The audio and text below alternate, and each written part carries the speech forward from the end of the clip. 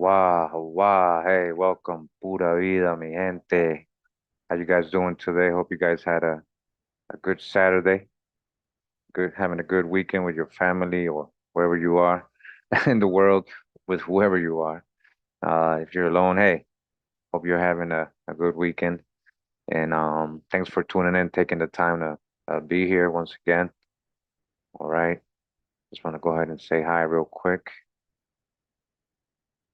All right. Pura vida, mi gente, pura vida. Don't mind me, just in we always in the matrix, Nebuchadnezzar, right? We just see the numbers going by, the matrix just playing out, as we go on this journey. So thanks for tuning in once again and spending your time with me right now. And we're live, so I was gonna pre-record this, and just takes a long time to do that, and we're gonna do it live. We're gonna research all this together live, all right? So just bear with me. It's not like always with all the fancy music in the background. Well, I'm gonna have music, but it's just if we might get some there here and there as I research. We're gonna surf the wave live. Again, thanks for tuning in. Shout out to all the patrons and everybody in the chat right now, since we are premiering this live. All right.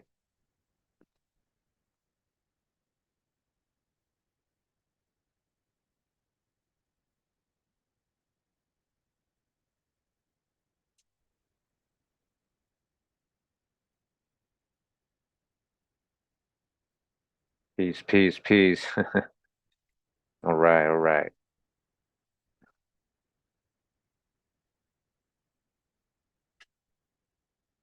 So as you guys, if you've been following me for a while, this is episode 7. So we got a couple of genealogical stories before this one, episode 1. We have Webb Du Bois, W.E. Du Bois, the Burgard Du Bois genealogy, right? Episode 2, we did Jabari's genealogy. Yeah, so-called master teacher. Yeah, we got his genealogy. Go check that out. And the legend of Guinea Jim from Scotland. Episode 3, we have Sarah Rector, so-called richest colored girl in the world at the time. Episode 4, we got Tupac's genealogy and ancestry. Episode 5, we also have Nat Turner's ancestry. All right. Who told you Nat Turner wasn't real? Who told you Harriet Tubman's wasn't real? They said they wasn't real people. Maybe the narratives, the stories are not told correctly, but the people, the person, these people did exist. There is living descendants. All right. So episode 6, we did Michael Jackson genealogy. So if you're new to the channel, you haven't checked those videos out, make sure to check out those videos on this series. I got the playlist already made, genealogical stories. Go ahead and check it out. And some other videos here that are related to genealogy. All right. It says here in Women's Health magazine, does she have any descendants? They say Harriet didn't have any biological children. We're going to see the tree today. See, we're going to verify all that. And but of course, they're saying she did have a lot of nieces, nephews from her siblings. All right, and also supposedly she adopted. We're going to see that child here too. Um, but yeah, she definitely has descendants. All right, keep going. Descendants of Harriet Tubman share lesson from the great abolitionists. All right. Oh, what's going on here? Let's see. Okay. Let's see if we can get an actual video here for descendant. There we go. Just gonna get a little bit of her talking real quick.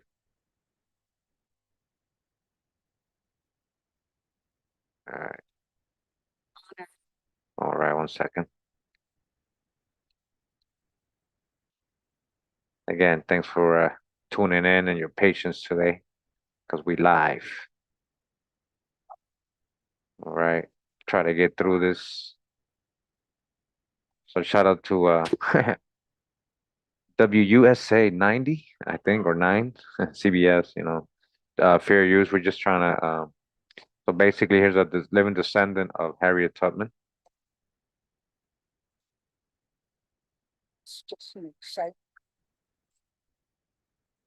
She was a wonderful person. And the stories I was told, I had to wait till I was about 21 before I heard the story. Because back then, my mother, being a niece, could not talk because they could put them up and her. It was very risky and Yes, dangerous. very dangerous. Why do you think she was willing to put her life on the line for so many? Because she had the heavenly Father. Hawa, Hawa. She was born into church and different things of the religion, and she stayed with that because she was hit in the head by a slave master, and the master went through the 2-pound weight. They hit her in the head, and she dropped out, and she stayed that way for about a month. Her mother took her home, took care of her, and healed her. All right, so this is again one of Harriet Tubman's living descendants. Not sure how old this is, but you can find this on their website right here. Again, keep going. Descendants of Harriet Tubman share lessons from the great abolitionist. All right, we're gonna go over that story. We're gonna read that story a couple times. It's a different version of that story, historically, right? But definitely she seems like she got hit with something throughout in her life that caused her injury, a major injury. All right, so again, I just want to get that out the way in case people already come, with preconceived uh, false information they heard somewhere else talking about she was a fake person. I'm gonna get that out the way. She's got living descendants. All right. This is MS Magazine. It says family portraits of legend conversions with descendants of Harriet Tubman. All right, so you could just Google descendants of living descendants of Harriet Tubman. You'll find a bunch. Okay. So it says here, left a family photo believed to be Anne Marie Ross Stewart. All right, Ross Stewart, Ross clan in the building. All right, the Stewarts. I mean, we already know where that's gonna go back to. All right, definitely not Africa, right? But we are talking about it's going back to swarthy Europeans for sure. Who's the Stewarts? Who's the Ross clan, huh? And there it was with the Highlanders in Scotland. That those two clans worked together many times. So it says that that's the great great grandmother of Ernestine Wyatt. Anne Marie married Thomas Elliot, one of the Dover Eights who escaped from the eastern shore of Maryland. In March 1857, settled in Ontario, Canada. The couple later moved to Auburn. All right, so there's actually a lot of descendants for Harriet Tubman. We're gonna see who this is in this picture right here. This well-dressed man right here, very well dressed. You're gonna see a lot of people very well dressed, not looking like so-called slaves. Well, Chanel, I'm showing you living descendants already, and I haven't even got to the genealogy. Like are you saying all this stuff is made up? All these people are just making it up? Let's just be logical, right away. I mean, that's what I'm showing you right away. That's just really silly that I have to even show living descendants, and nobody actually, if you heard somebody else say that, and you didn't research just to verify, then it's not that person who's misinforming. You're misinforming yourself. You got to verify everything. Very simple.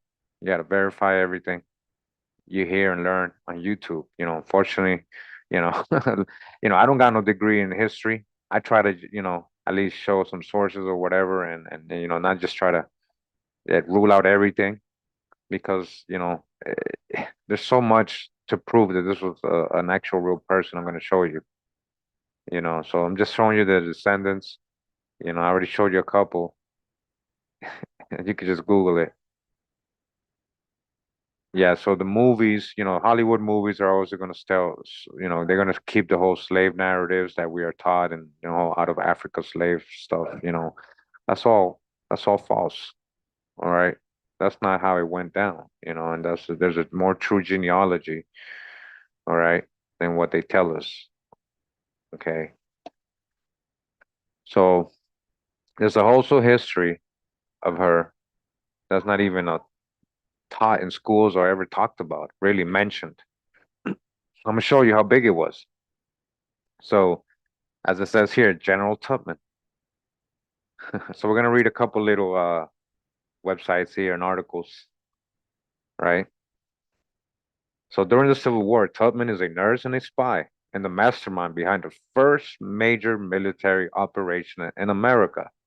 History planned and executed by a woman. Planned and executed. All right, a mastermind of first major military operation in America. They never told you nothing about this about Miss Tubman. All right, so I'm gonna show you. She was actually leading. She led uh, an attack. She literally led an attack like a general. She had 300 soldiers, men with her. Okay, so again, we're just gonna read a couple things here. So General Tubman, there's a video here. Let me see. Again, we're live, so welcome. All right. So it says here, harriettubman.org, Harriet Tubman Historical Society. It says here, role in the Civil War. In the 1850s, saw a deeper divide between North and South. The passage of the Compromise of 1850 and the Kansas-Nebraska Act of 1854 only delayed the inevitable Civil War. All right, so we know the story. So Abraham Lincoln was elected president. All right, we know that. African American leader responding to the call to fight for their country with enthusiasm. One of the early leaders to call for action of all African Americans was Frederick Douglass. He supported the inclusion of African American troops as a way to test their loyalty as a path to full citizenship. This is how you test your loyalty to the corporation, to the Union. Remember, the Civil War is not what they told us. All right, guys, let's go back to my Civil War videos. So what is Frederick Douglass supporting the Union to preserve the Union, right? Remember, it was preserve the Union.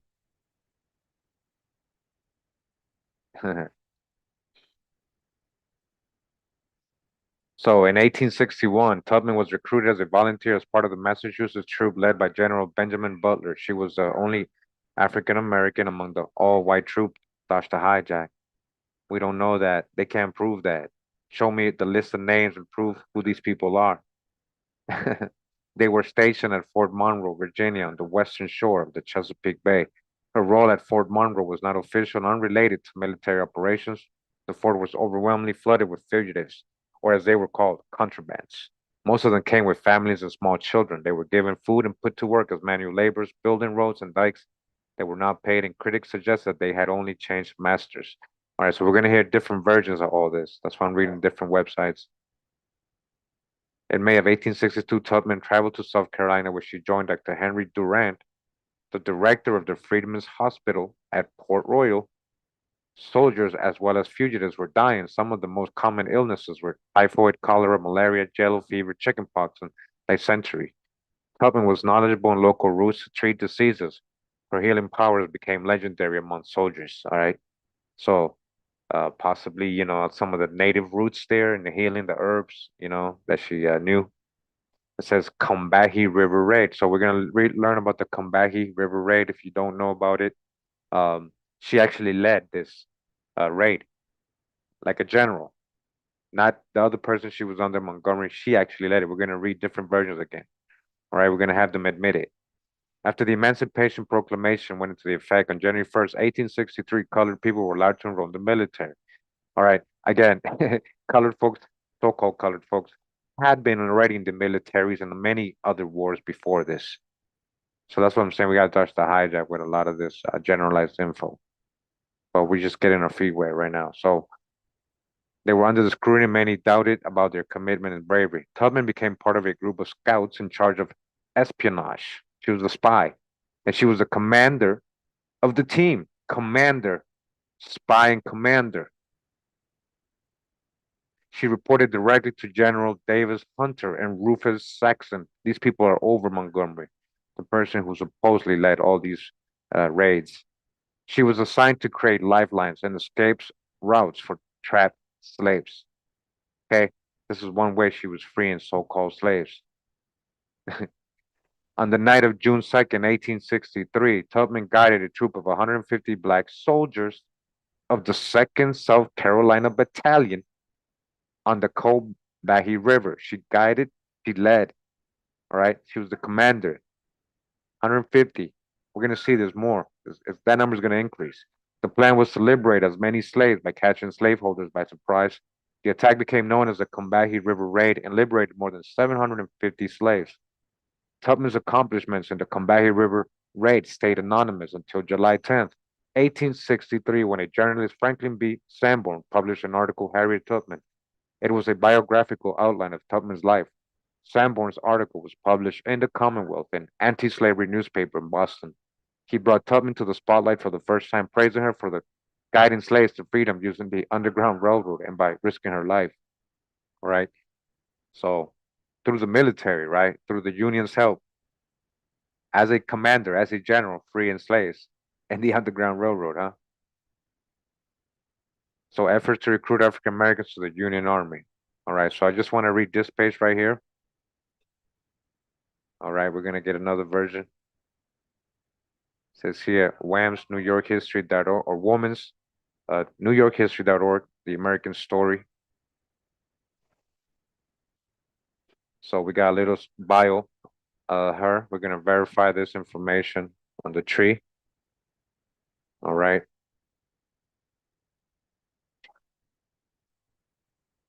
Welcome, welcome.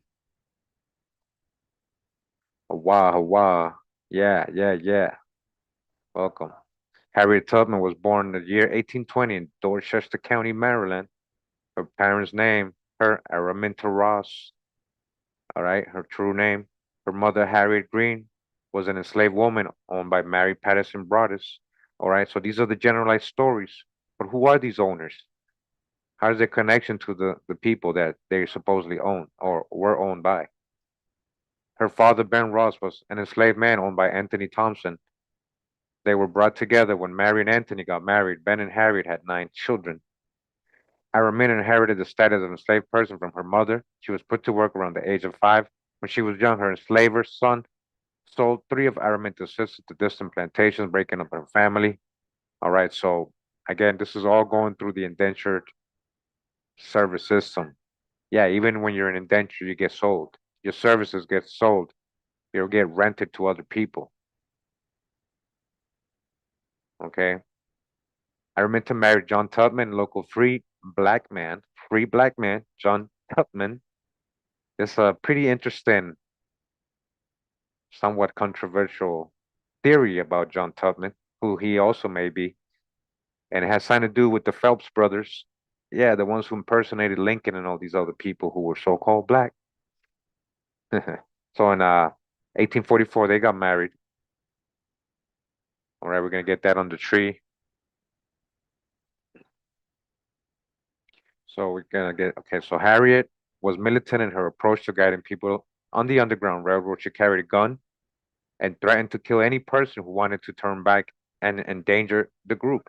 She used a tonic to put babies into a deep sleep so their cries would not draw attention during nighttime travels.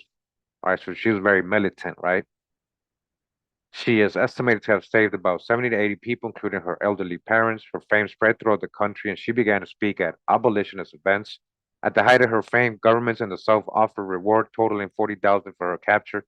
Militant abolitionist John Brown admired her greatly. He called her General Tubman.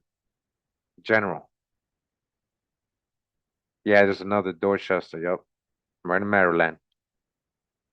So John Brown, remember who John Brown's supposed to be? He's supposed to be a famous abolitionist, right? You guys remember the Phelps brothers video I did? Who they were saying John Brown is one of the Phelps brothers, Myron Phelps. He looks just like him. So that's not the real John Brown that they show us in pictures. Okay? I'm gonna We're gonna get a little glimpse of that. Before conducting his raid on Harper's Ferry, Harriet and John both believed that extreme acts were necessary to end slavery in the United States. So when the Civil War broke out in 1861, Harriet focused on her efforts on supporting the Union Army. She was assigned to the 2nd South Carolina Colored Troops. She's not just some cook. No, guys, see, they played her role. They played it down, her role. She was actually in the regiment. She actually led this regiment, supposed to be under Colonel James Montgomery, but she was reporting directly to Durant, who was above Colonel James Montgomery. He had to report to them. She was given the jobs of cook and nurse because of her race and sex, but Harriet was soon performing more militaristic duties. Her knowledge of the local terrain and her Underground Railroad contacts made her an ideal spy. Her race and sex made it easy for her to slip behind Confederate lines to gather information. She did not abandon her efforts to help enslaved people. She helped the enslaved people who escaped during the war find shelter and safety. But despite all of her work, Harriet was paid very little. She supplemented her income by selling baked goods to the Union soldiers. All right, so I just want to remind everybody. So when they're over there freeing these slaves from all these plantations, it's not just white folks that go on to, it's not just white folks who own these plantations.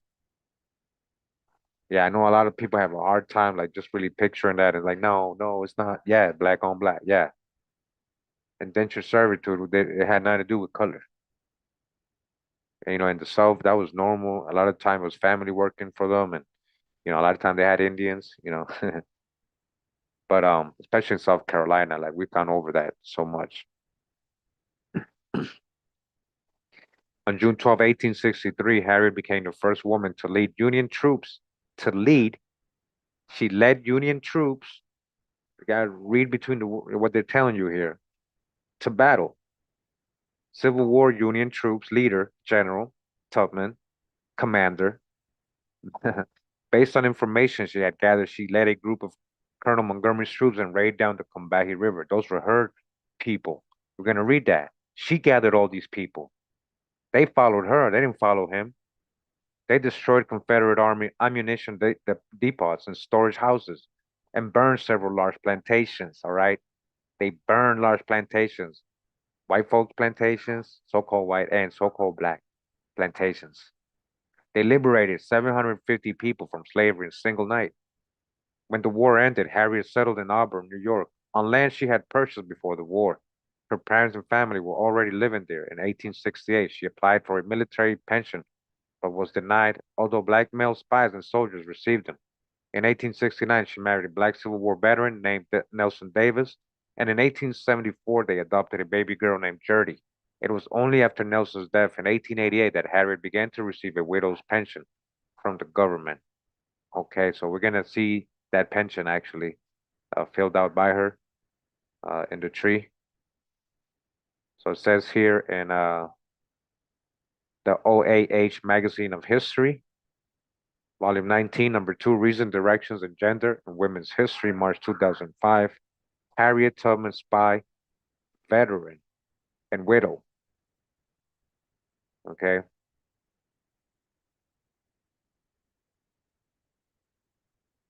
It says here on the second paragraph, I know it's a little hard to see. There we go. Harriet Tubman became the first woman to lead a group of U.S. soldiers into combat during Colonel Montgomery's Combahee River raid. Utilized intelligence gathered about the location of many of South Carolina's ammunition depots and storage houses, Tubman led a contingent of soldiers down the Combahee River on the night of June 8, 1863. All right, by night's end, she and her troops had burned down many of South Carolina's largest plantations, liberated 750 enslaved blacks. All right, so I just want to show you that's everywhere. This is militarytimes.com. General Tubman, female abolitionist, was also a secret military weapon. A secret military weapon. But she didn't exist, right? Like Catherine Clinton. When the Civil War began, Harriet Tubman had already been a freedom fighter for more than a decade. All right. Shortly after Abraham Lincoln's call to arms in April 1861, Tubman realized that joining forces with the federal military would increase her effectiveness in the fight against slavery, and she volunteered for duty. She enrolled first as a nurse and then expanded her efforts to serve as a scout and spy for the Union in occupied South Carolina. Her role as an American patriot is undisputed. All right, it's undisputed. The records are there, guys. But her service as a war hero was challenged at the time. Over the years, scholars and school children have begun to recognize her significant contributions to guaranteeing Union victory in the Civil War. Guaranteeing Union victory in the Civil War, guaranteeing Abraham Lincoln, helping him preserve the Union. It wasn't all about slavery, guys. Check out Remember My Civil War videos. Born in 1825 to enslaved parents. All right, we'll see that. On Maryland's Eastern Shore, because other stories say her dad was free. Tubman later lamented, I grew up like a neglected weed, ignorant of liberty, having no experience of it. In 1849, when she heard a rumor that her owner was planning to sell her. All right, so these are all the stories we're going to go over in the tree. All right, so welcome, welcome.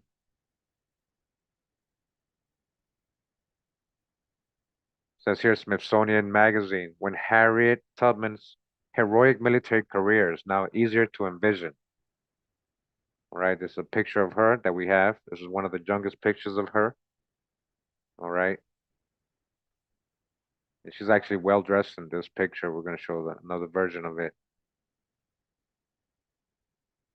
After working for the Union Army as a nurse and spy, Tubman worked alongside Colonel James Montgomery to plan and execute the mission along South Carolina's Combahee River in South Carolina. Her spy work helped to catch the Confederate military off guard and made it possible for a group of African American soldiers to overrun plantations, seizing or destroying valuable property.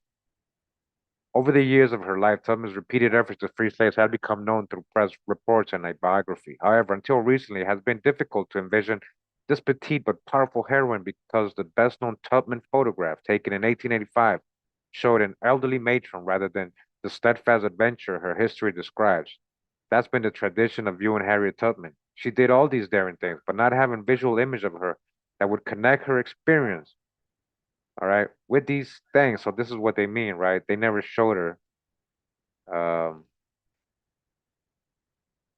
like this, they never showed her, sorry, looking like this, leading with the Union, clothing and everything, general. They always show you this old lady, like, oh, she helped the slaves, but she was very skillful at a lot of things, it appears, very. And she was a spy, one of the very first spies. Like she was a pioneer in intelligence. We're gonna read all this, all right? Pioneer in intelligence.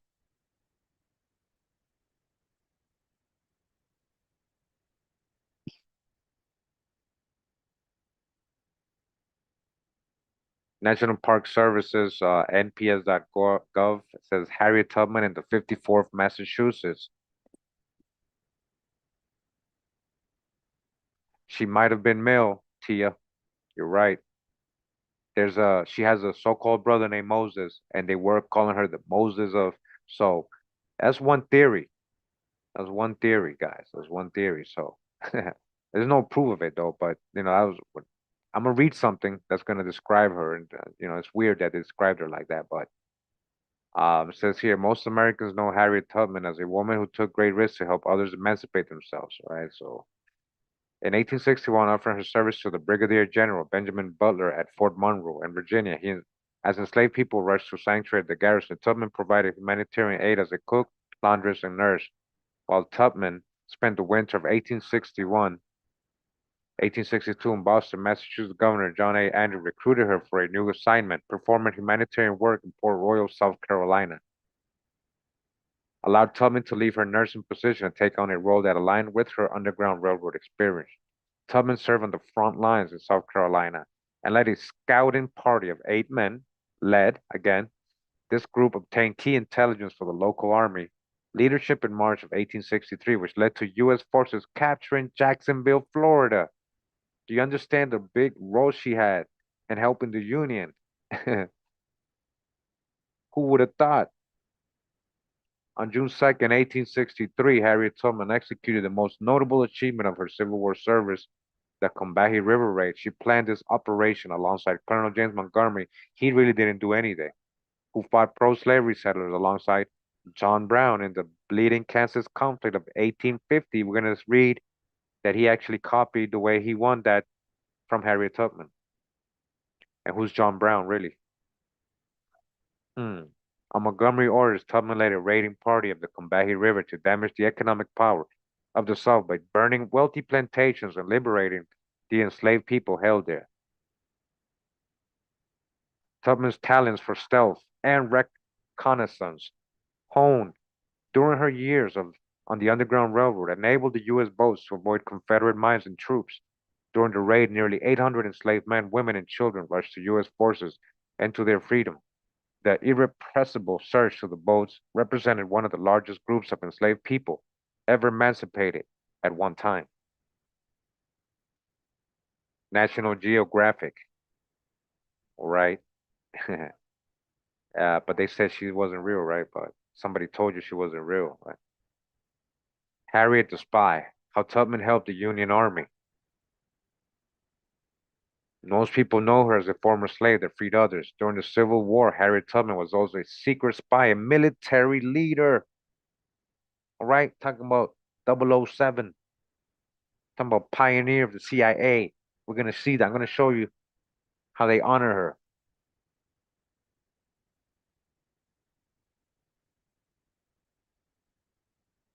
You haven't, hey, Jalen, you haven't checked my Phelps brothers video, huh? The pictures of John Brown is not him. That's Myron Phelps. It's not even, so we don't know what Brown really looks like. But in that video, we read something which was pretty interesting. I'm going to read it again today. It says in 1863, Harriet Tubman led soldiers with Colonel James Montgomery to raid rice plantations along the Combahee River in South Carolina. They set fire to buildings, destroyed bridges, and freed many of the slaves on the plantations. When the slaves saw Tubman's ships with black Union soldiers on board, they ran toward them as their overseers helplessly demanded that they stay. One overseer reportedly yelled, "See you to Cuba." At the time, Confederates were trying to spread a rumor that Unions would ship runaway slaves to Cuba to work on sugar plantations.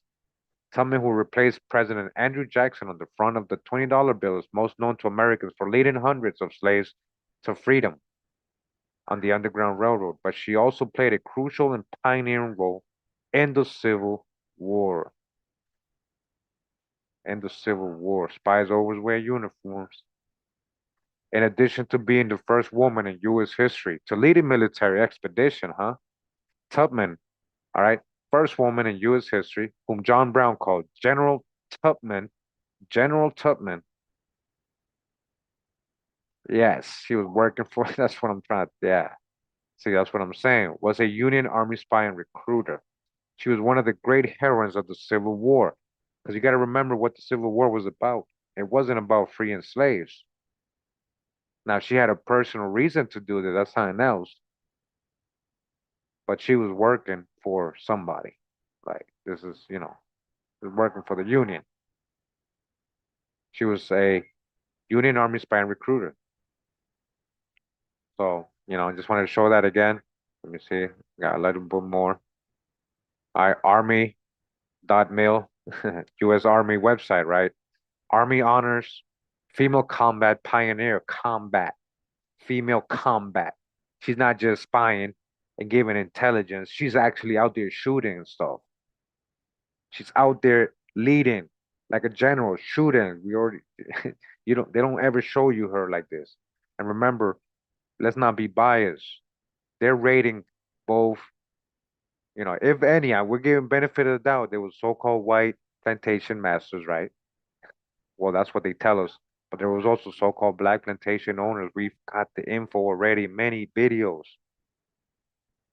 You're not going to be able to skip those. They're everywhere. They were everywhere, especially in South Carolina, guys. South Carolina. Check out my South Carolina videos. So, Army honors female combat pioneer, renowned abolitionist. Harriet Tubman entered plays in history while traversing long distances and guiding runaway slaves to freedom, but historians also credit the Maryland native as being the first female, all right, to lead a combat regiment when she spearheaded a Union Army raid during the Civil War. To honor Tubman's contributions to the U.S. military and her lifetime achievements, the Army Surgeon General and Army Chaplain Corps hosted a ceremony in Washington Wednesday to pay tribute to the woman who freed at least 70 slaves while making about 13 trips back to Maryland 107 years ago. When Harriet Tubman was making her mark on our world, people likely didn't really see her, said Major General Deb Kudelich, Army Recruiting and Retention Task Force Director. She was able to slip in and out spaces, often unseen because those around her didn't expect her to have the ability to do anything out of the ordinary. But she was, helping our military, saving lives, and ultimately impacting the course of the U.S. Army's fight against the Confederacy. All right? Major influence for the Union winning, guys. On June 2nd, 1863, Tubman led 150 African American Union soldiers in Combahee Ferry raid, an operation that rescued more than 700 slaves according to the National Museum of African American History. Tubman served as a nurse and Union spy, using her navigational skills that she developed during her time traveling on the Underground Railroad. Tubman, already familiar with the terrain and clandestine activities in the region, helped the Union with raid planning and went on a reconnaissance mission. All right, so we already got this. So it says she knew the field, she knew the environment, and she knew what was happening in the world where she conducted her operations, said Major General Heidi Hoyle, acting Deputy Chief of Staff of Logistics. Okay. In 1865, the Army's 12th Surgeon General Joseph Barnes appointed Tubman as nurse matron at Fort Monroe's Colored Hospital in Hampton, Virginia. Tubman also traveled to Florida to treat and cure Union soldiers with cases of dysentery, an infection of the intestines. Tubman used natural herbs to cure the soldiers of the ailment, which became one of the leading causes of death during the Civil War. Okay. So a skilled cook too. I mean, she was doing everything for the Union, right? Like major role, major influence. It says here intelligence.gov. Intelligence.gov. Okay. Harriet Tubman, an American icon and spy. Yeah. Nearly 200,000 African Americans fought in the Civil War. Those are the ones they're classifying as black. Many that were being classified as so-called white. There were also, black folks and Indians, right? That they're not even included in all this. So you gotta dodge the hijack. You gotta start getting specific. Show me what person you're talking about specifically. So Harriet Tubman was one such Union spy, long honored and remembered as one of the iconic conductors of the Underground Railroad. Tubman escaped slavery and risked her life countless times. All right, so shortly after hostilities began, Tubman was recruited by John Andrew, the abolitionist governor of Massachusetts, to assist Union forces occupying coastal South Carolina. There, Tubman provided and other care for the many escaped enslaved people that flocked to Union lines. Tubman recruited a number of them to act as river pilots and scouts in activities designed to undermine local Confederate support. She and her scouts collected intelligence that enabled Union Army forces to liberate enslaved African Americans, dodge the hijack, and destroy goods and property of local plantation owners, which again included so-called black local plantation owners. Tubman accompanied one such raid in June 1863 up the Combahee River. So remember, not just accompanied, she led. She was the commander. She was the general of that raid. She led fighting. Yeah. A most remarkable woman and invaluable as a scout. Okay, so this is some of the records here. So Harriet Tubman's formal request for benefits for her wartime service, the congressional bill authorizing additional compensation to Harriet Tubman for her wartime records, right? So we're gonna get to the tree soon. Okay, we're just going over this just to make sure guys see it's not just, all right. So Harriet Tubman, again, intel.gov, intelligence.gov, covert spy behind enemy lines. All right. Harriet Tubman was already risking her life. All right, we got that story. All right, so we read this already in the last one. This is the CIA's website. So just so you guys don't know, there's actually a statue. They just put not this year, but in the last couple of years, they dedicated a statue just to Harriet Tubman in the CIA building. All right, headquarters. So Central Intelligence Agency, CIA.gov. So honoring Harriet Tubman, a symbol of freedom and an intelligence pioneer. All right. Just like Chanel saying, she was mainly used as a spy, but the story of her was helping to escape slaves. All right. It was just recruiting more people. Who wouldn't want to be freed by whoever of your indenture and your contract that you might be stuck on for years? You might have been getting abused. Yeah. No labor laws, nothing like that, right? None of like that stuff exists. Who wouldn't want their so-called freedom? Remember what the Civil War was all about. What was Abraham? Remember, Abraham Lincoln was so-called black, first of all. We have a so-called black man in the office as president, right? So it's not just about freeing so-called blacks. Yeah. So the agency recently unveiled, hold on, let me zoom in, a new bronze statue at CIA headquarters to commemorate Harriet Tubman, okay? They have a statue of her there. They don't tell us this. They don't make this stuff public. Tubman, often referred to by her contemporaries as the biblical namesake Moses, has long been celebrated as one of the iconic conductors of the Underground Railroad. All right. She was a freed slave who risked her life countless times to smuggle other slaves to the North in the years before the Civil War. What many do not know is that during the Civil War, Harriet Tubman was a spy helping to gather vital intelligence for the Union Army. All right. A symbol of freedom, born in Dorchester County, Maryland. We're going to go ahead and get into genealogy. All right. An intelligence pioneer. By the beginning of the Civil War, 1861, Tubman already had years of experience leading clandestine operations between the South and North, and she believed the Union victory was the key step towards abolishing slavery. Really? Was it about really slavery? Tubman's reputation for her work with the Underground Railroad spread throughout the North, and abolitionist Frederick Douglass wrote about her with glowing praise. Frederick Douglass, huh? Shortly after the Civil War began, Governor John A. Andrew, Massachusetts, recruited Tubman to work for the Union Army. She was assigned to Major General Davis Hunter, who was in charge of the Union activities in South Carolina, Georgia, and Florida. Tubman received official documents and funds to travel with the Union Army as a nurse. Although she did perform nursing duties as she visited different hospital camps, she also worked with the Union Army to recruit spies, scout waterways along the coast, and report valuable intelligence to Union officials, while at the same time helping enslave local free to freedom. Tubman supported the Union's army intelligence by using the tradecraft she learned as an operator on the Underground Railroad, right? Do you guys see how they got their intelligence tactics? Where they learned the intelligence tactics, she's the pioneer. All right, so we got this story ready. So there's the bronze statue they put up of her.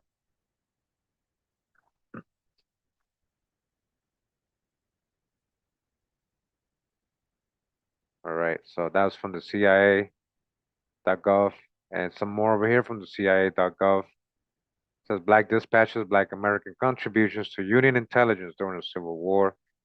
All right, so it's a little generalized with a mainstream, out of Africa, slave narratives, but yeah, so-called black. There was black on both sides, and yeah, they're not really telling the whole story. So World Fact Book. It says here, go to the World Fact. Okay, let's see what we got here. We got something here on Harriet.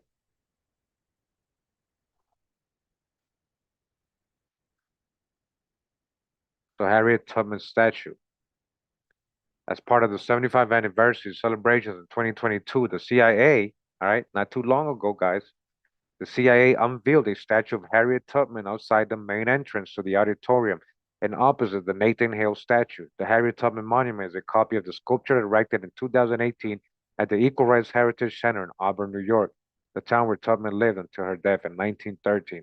The bronze figure represents a young Harriet Tubman traveling the Underground Railroad, extending her left hand behind her, signaling an invisible group to follow her on the arduous route to Canada, while her right hand holds the lantern illuminating the path to freedom. Tubman's work with the Underground Railroad not only freed 70 slaves, but also provided critical intelligence to the Union Army on Confederate forces during the Civil War. The statue recognizes the service to the country and the example she set for intelligence professionals. All right. Pioneer of intelligence and the example she set for intelligence professionals.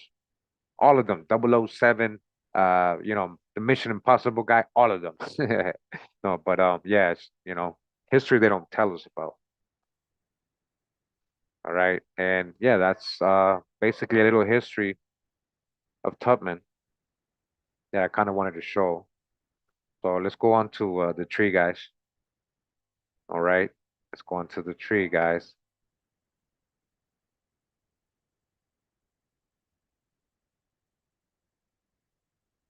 Not buying what? There's nothing for sale, Peter Parker, Spider-Man. There's nothing for sale here. Show me the sources. There's nothing for sale here. So it's not. I'm not selling anything. So what I'm showing you is facts. You can verify. This is not about believing. All right. So let me see. Your line is made up. All right. So we're gonna have Peter. Somebody get Peter out of here. Peter's just gonna interrupt. Um, I just read from the CIA's website, from National Geographic, the Smithsonian, Intel.gov, and you're talking about my line is made up. I just read. I was just reading. All right, so yeah, please get Peter out of here. He's just gonna be distracting. Spider-Man. The Spider-Man, get him out of here. I'll be the guy, the boss from the newspaper. Get him out of here. Peter. He's a damn character. That's why you don't got a real name. Okay. And I'm making up things. So anyways, let's get on to the tree, guys. Hopefully, we're live. I wanted to record this and do it all like visually, but we're live. So it was not easy, actually. It was not easy getting this started, but I eventually got it started, right? I eventually got it started. Some of her descendants here. Let's start with this one, and we'll go up from here. So I started kind of like with her, try to see if there was any kind of room, where the tree kind of pulled out, any hints or anything like that. All right. So, I mean, these are real people. I just want to show you guys these are real people. Okay. Emma Maddox, she was 10 right here. It says father's name, Rob Maddox. Mother's name, Ginny or Ginny or Jinsey. They were spelling her name wrong, her mom. Jenny, Jinsey, Jency. So Jency, Jinsey, or Guinea, Guinea Tubman. All right. 1910. She was already married, so she wasn't living with the parents anymore. I just wanted to show she actually was living with her parents there. Okay, let me see what else we got here. So again, we live. Just bear with me. All right. And the graves. Okay. All right. So this is her stuff here. So in theory, she would be Harriet Tubman's granddaughter, guys. That's what I'm showing you. So this is the husband she had, Rufus Anderton, and the kids. These are real people. Like if you guys, like you can't just say these people don't exist. These are real people. Now, let's go to Jancy Tubman. Jancy is very controversial. This is the one that they're not counting in history because they said she never had biological. Hmm. Now, if she, so that's why the whole theory of her being a guy, maybe not. Did she have a child biologically? Who is this Jancy Tubman? Which they're literally saying in history is John Tubman's daughter, who is Araminta's husband. We're going to talk about that. So we're going to look at the records. It says she was born in Dorchester County, Maryland. Again, Guinea Maddox. Right here, she's 50, living with Rob Maddox, her husband still, in Blount, Alabama, 1910. Jancy. Okay, Jancy Maddox and Robert Maddox. So Jancy, that's what I want to show you guys. Jancy and Jenny, Guinea is the same person. They're just spelling the name wrong because they can't read it correctly on the census. All right, Jancy Maddox again. because she married Robert Maddox. That's why she's Jency Maddox. Jency Maddox, 1940. Jency, still living in Alabama. One iota blunt, Alabama. And now she got Graves too. Well, she's living with the Graves. Okay, yeah, we're definitely not in here to debate. We're past that. Okay. Jinsey Tubman. All right. So why she got Tubman? That's the last name. Jinsey Tubman's spouse, Robert Maddox. Do you guys see? So I'm just trying to show you that these are real people. There's real records here. You can click on the records and view them. All right. Why? Who am I showing you? This is most what most families here on Ancestry are saying, and what the records are kind of saying is that it's Harriet Tubman and John Tubman's daughter, or something like that, or maybe just John Tubman's, and maybe she adopted him too. She took her in. Harriet took her in. All right, but yeah, that's what it's showing here. So again, this is the record. Let me see if we can find her. Robert Maddox right here, and Jinsey Tubman. Okay, state of Alabama, a marriage record.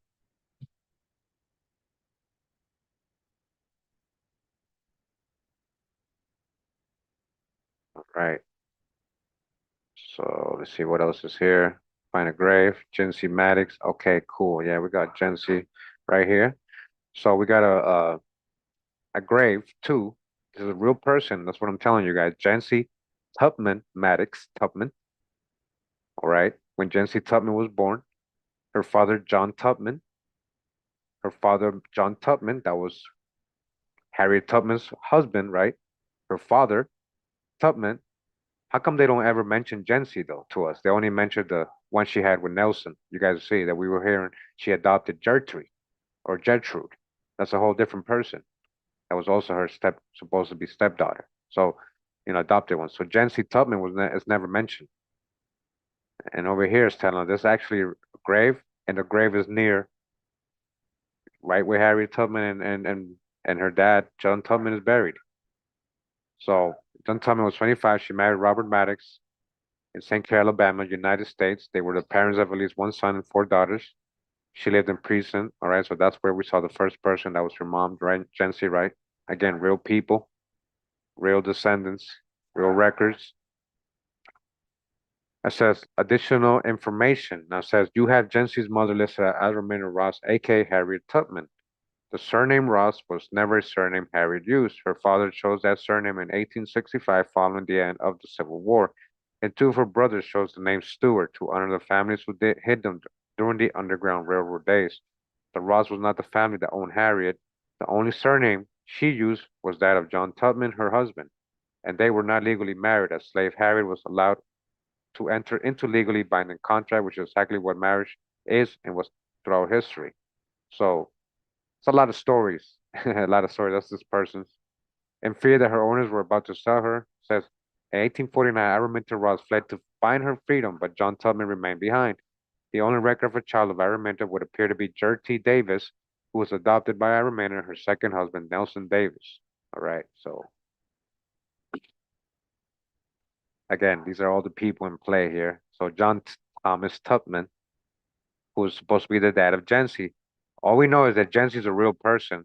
Somebody's got to be her mom. And she is carrying the Tubman name when she got married. She got married as a Tubman and she became Maddox. Okay. Go back to the tree real quick.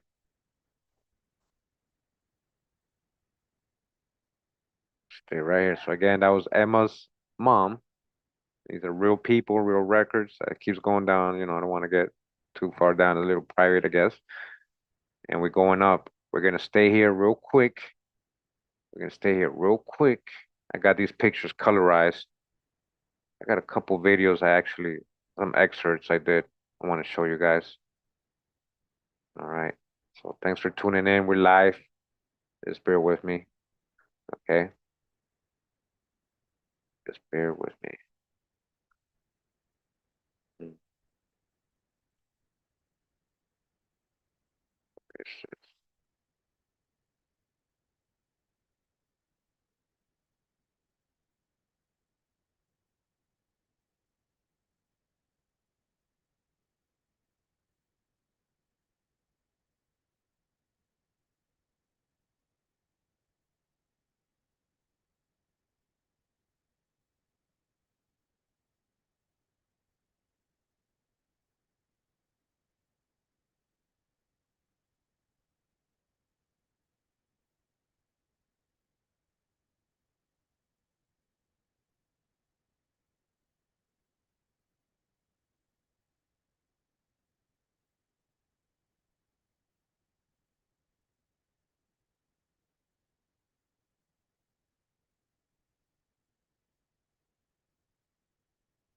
It says here, William Phelps.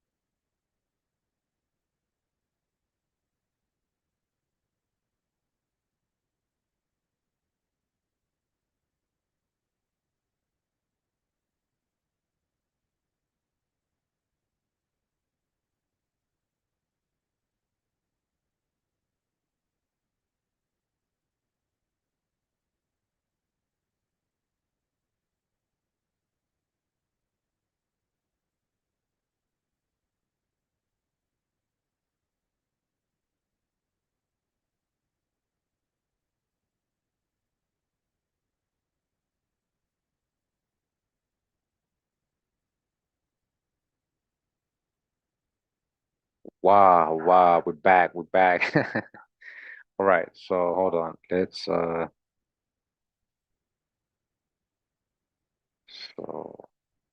because we're talking about John Tubman. I just wanted to mention something that we read in when I did my Phelps brothers video, right? The guys who impersonated. So this guy right here to the left, that's Stephen Phelps.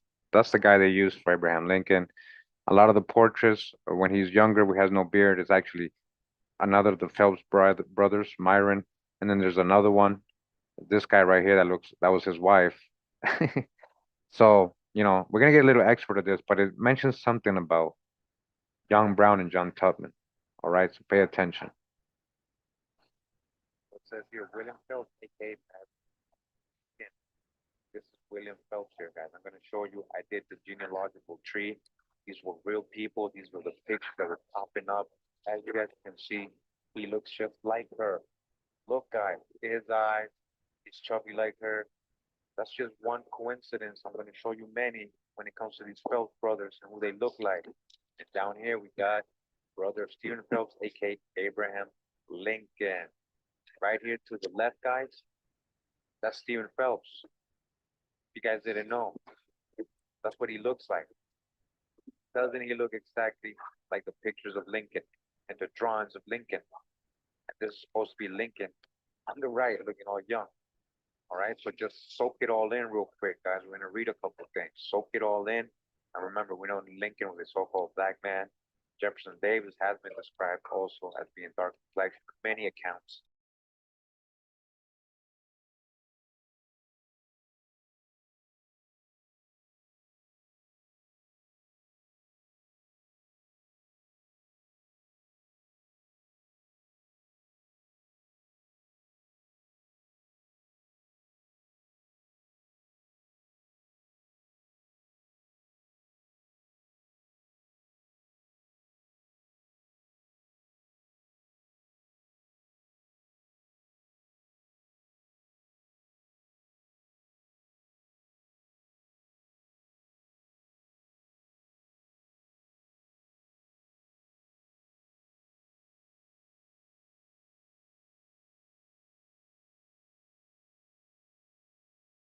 So why am I showing you guys this? Remember, Harriet Tubman. My fault was too low. Well, basically what I was showing you is that the Phelps brothers were impersonators, and they impersonated a lot of people in history. Not impersonated like they were doing it as a show, like they were used. These people had power. They were had some connections, important people. They were used, their faces, for a lot of the people we think as historical people. So in this one, they're showing Myron Phelps, one of the brothers. He was Jefferson Davis. He's supposed to be the Stephen Phelps was his brother who played Lincoln, right? He impersonated so-called the fake Lincoln. They're supposed to be going to battle, but they're brothers. So Myron Phelps is playing Jefferson Davis, and Stephen Phelps is playing Lincoln. And he also was John Brown. He was John Brown as well. So Harriet Tubman had a lot of relationship with John Brown. Remember, John Brown called her General Tubman. We read. He esteemed highly of her. Who is John Brown really? Who is John Brown really? Is John Brown really real? um, so let's keep watching. All right, I'm gonna put up the volume a little bit more. Sorry, guys. See, it looks just like him. All right. Myron Phelps, aka Jefferson Davis, pro-slavery, birthmark, birthmark, John Brown. Here's John Brown with beard. It's the same person, and it's not even John Brown or Jefferson Davis. It's one of the Phelps brothers. It's Myron Phelps. All right, guys? Myron Phelps. John Brown was supposedly murdered as well. It says his execution, aka disappearing act, move it on to a new character in the play. So they assassinated Lincoln, right? Well, they needed to. They got rid of John Brown, yeah, like they're telling you right now, so he can go ahead and play another role. And what's important about this future video? Let's hear Myron Phelps, aka Jefferson Davis, aka John Brown, aka John Tubman. Hold up. Isn't John Tubman the husband of Harriet Tubman? Araminta Ross? All right, we got a future video on her, guys. Don't worry. I want to get sidetracked here, but it's pretty deep right here. So going back to the tree, the Stephen Sumner Phelps, Myron Phelps over here, and Alexis Phelps. His house is actually very historic. It's listed as U.S. National Register of Historic Places. It says here the Alexis Phelps house is a historic home located on the Mississippi River in Aquaka in Henderson County, Illinois. The New England style house was built in 1832, 1833 by Alexis Phelps, a fur trader and one of the first settlers of the region. Phelps, who was born in Palmyra, New York, settled on a piece of land known as Yellow Banks, which his brother Stephen had purchased in 1828. Alexis and Stephen Phelps founded Opaka, which they named for the Native American. To this, Stephen. Well, I'm not really talking, guys. This is a recording of an old video. I can hear it good. I don't know why it's not working. Hold on, let me Oh, I'm sorry, guys. I wasn't sharing sound. My fault. My fault. My fault. My fault. Let's see what's going on. Okay, it's gonna work now. Watch. Here we got brother Stephen Phelps, aka guys. Pictures of Lincoln. I'm gonna read a couple things. Soak it all as being dark. Not it, right? Let's keep going. Oh, who's this? It says Myron Phelps. All right, another the brother. You can hear it now, right? Okay, because I wasn't sharing the sound. He's the one they modeled Jefferson Davis after, and he also is John Brown, the abolitionist. Look at the resemblances between Jefferson Davis and John Brown, guys. John Brown actually came out later in time when he would be older. There's Myron Phelps, that's like him. Birthmark, here's John Brown with beard. It's the same person, Myron Phelps. All right, guys? Myron Phelps. Now, John Brown was supposedly murdered as well. It says his execution, aka disappearing act, move it on to a new character in the play. So they assassinated Lincoln, right? Well, they needed to. They got rid of John Brown, yeah, like they're telling you right now, so he can go ahead and play another role. And what's important about this future video? It says here Myron Phelps, aka Jefferson Davis, aka John Brown, aka John Tubman. Hold up. Isn't John Tubman the husband of Harriet Tubman? Araminta Ross? All right, we got a future video on her, guys. Don't worry. I want to get sidetracked here, but it's pretty deep right here.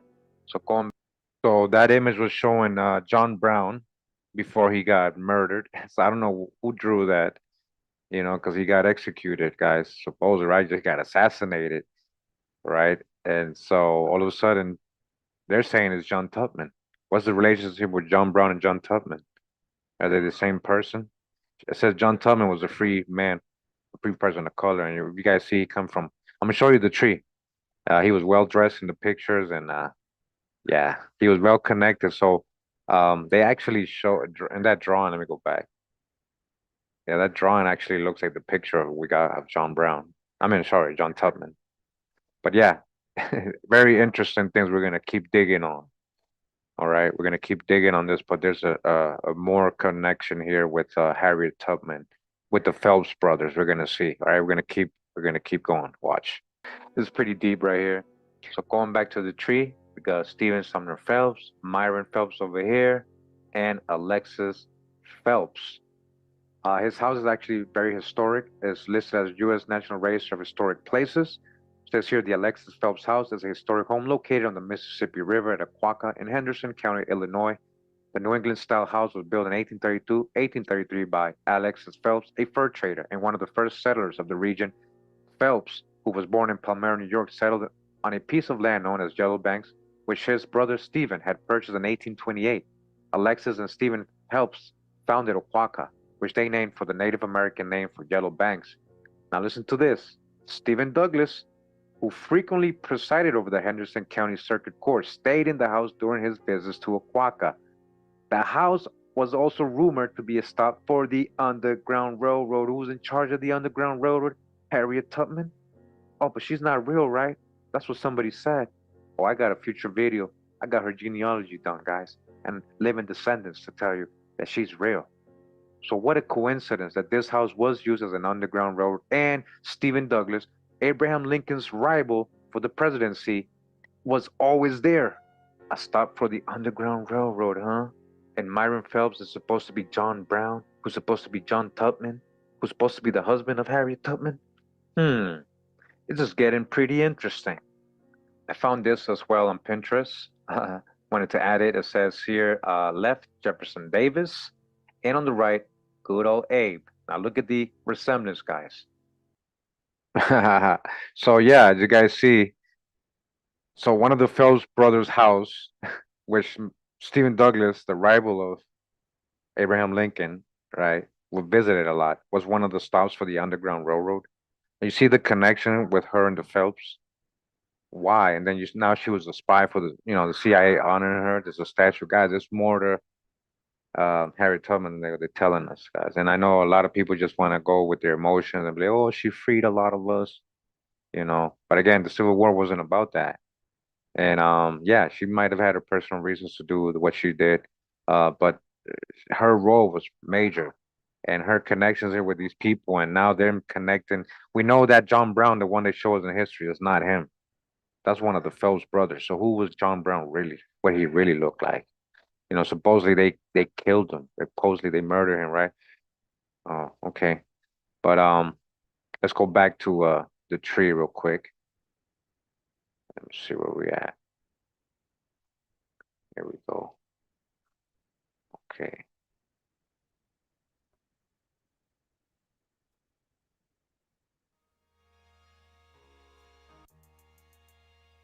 So we're gonna go into Araminta Harriet Ross Tubman's profile here. Again, we got a picture of her young. You guys can see. Well dressed. All right. That's not a, she's well dressed. Okay. More of her stuff here in the gallery.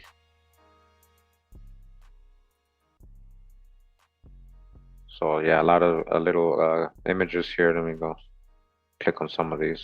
That one's very small. Yeah, a lot of these are small.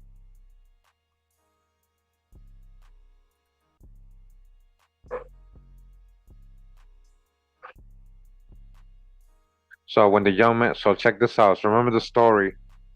So they're saying, oh, somebody hit her and broke her head. But look what it says here. It says a young man had gone to the store without permission. And when he returned, the overseer wanted to whip him. Overseer. He asked Ross to help, but she refused. When the young man started to run away, the overseer picked up a heavy iron weight and threw it at him. He missed the young man and hit Ross instead. The weight nearly crushed her skull and left a deep scar. She was unconscious for days and suffered from seizures for the rest of her life. So it wasn't intended for her. That's what they're saying right here. Because they make it seem like she was just being abused and they were just hitting her on purpose for nothing. So I guess she got in the way of something, even though that's cruel still. And obviously could have happened to her if she might have, gone to the store without permission. But the story is what I'm trying to point is always different. They try to make it different. So it says in 1844, Ross married a free black named John Tubman. A free black named John Tubman? Could this be John, aka John Brown? Is there really a John Brown? And took his last name, right? She took his last name. She also changed her first name, taking her mother's name, Harriet. In 1849, worried that she and the other slaves, sorry, the music, on the plantation were going to be sold, Tubman decided to run away. Her husband refused to go with her, so she set out with her two brothers and followed the North Star in the sky to guide her north to freedom. During the Civil War, Tubman worked for the Union Army as a nurse, cook, and spy. Her experience leading slaves along the Underground Railroad was especially helpful because she knew the land well. All right, so we got all that story. She led 150 black soldiers. All right. So she married a free black man. All right. He wasn't a slave. John Tubman. Some more images of her. Okay.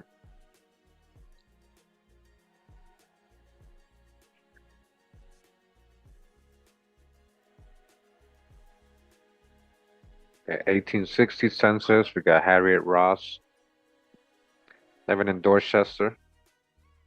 45 years old. Let's see. She's right here. And I guess she's living alone, or it says laborer. I don't. This ain't a slave schedule, right? It says laborer and farm, most likely on a farm, right?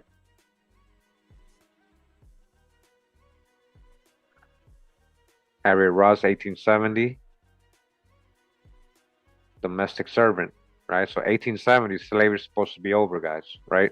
And remember, she had run away a long time before that, and she was already in the Civil War and all that. So, you know, who are these people she's living with? Are they just some strangers? Okay, Ross Harriet right here, born in Maryland.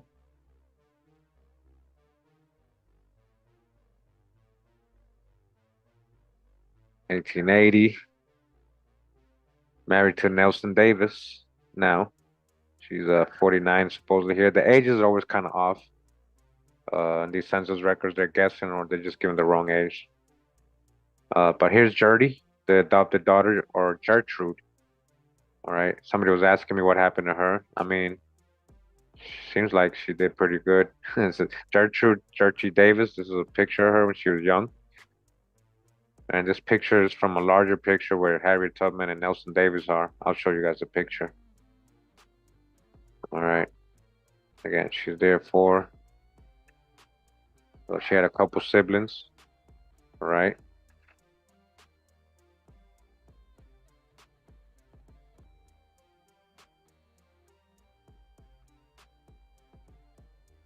So there's a John Tubman Jr. Let's go back to Harriet. Okay, what else we got here? We got Apple Encyclopedia American Biography telling her story. Biography and genealogy. Henrietta Araminta Ross Davis Tubman. A lot of names. Canada newspaper. View record. This is an obituary. So again, a lot of people, there was somebody teaching people that she wasn't real. So you're telling me all these organizations and different times, different peoples, all these newspaper reports, all this stuff it's just created. It's all fake. So Harriet Tubman, Cecilia Negros, who originated Underground Railway, dead. Harriet Tubman, once a slave, described by her biographer as the Moses of her people. All right, so this is again an obituary. Okay. Oh, what happened?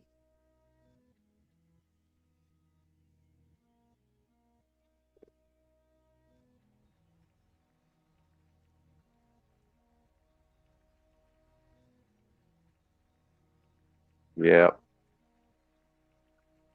And yeah, New York is where she passed away. So she was married with Nelson. So here's her Civil War pension files. This is what they were talking about. Under her husband, though. So she had to file under her husband. But eventually she kept fighting it because she was only receiving very little pay. She kept fighting it, and then she got actually $25 a month, which was what the veterans were getting. So they didn't officially say why she was getting so much, but that was the same salary as the veterans. So again, you're saying all this stuff right here is fake. Why they telling you that she didn't exist? Why they telling you Nat Turner and she didn't exist? So find a grave, Harriet Tubman. Let's go to the record. So again, this is the place where they're buried. Fort Hill Cemetery in in Auburn, Cayuga County.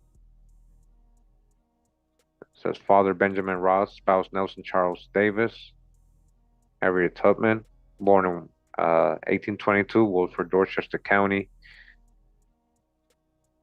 Okay, Civil War spy. It says inscription to the memory of Harriet Tubman Davis, heroine of the Underground Railroad, nurse and scout in the Civil War, born about 1820 in Maryland, died March 10th, 1913 at Auburn, New York, servant of God, well done, erected by the Empire State Federation of Women's Club, 1937. All right, scout, Civil War. Again, Benjamin Ross and Harriet Green Ross, John Tubman, Nelson Charles. Here's Gertie. Here's some of her siblings. And here we got William Henry Ross, one of her siblings, as you guys can see, very well dressed. He doesn't look like a slave at all. All right. Maryland, when it comes to Maryland, you guys gotta understand who was settling in Maryland. And then you understand. Hey, a lot of the DC people, they know who they are. You know, a lot of the Moorish camps coming out of there, and that ain't no lie. They know what I'm talking about. So, yeah, and yeah, this is a cemetery. Yeah, let's go back.